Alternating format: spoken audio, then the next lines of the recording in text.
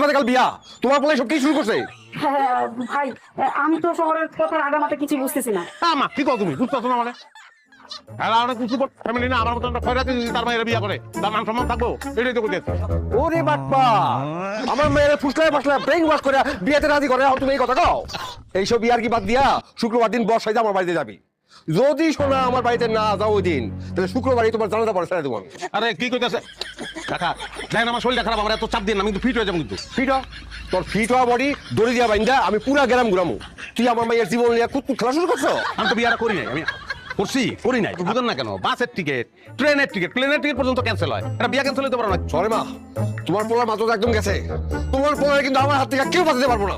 এটা ঠিক কইছেন কাকা, মাথাটা আমার আসলে যেন কেমন লাগতেছে, মনে হয় যে কোনো সময় পাগল হয়ে যাবো। আপনি চিন্তা করে দেখেন, সেই ক্ষেত্রে একটা হবু পাগলের লগে নিজের মায়ের বিয়া দানটা ঠিক হইব? আল্লাহ রে, আমার মাথাটা খারাপ হয়ে গেছে। তাহলে ভালো হয় দুজনে এক লগে আপনার যাই, চলেন কাকা।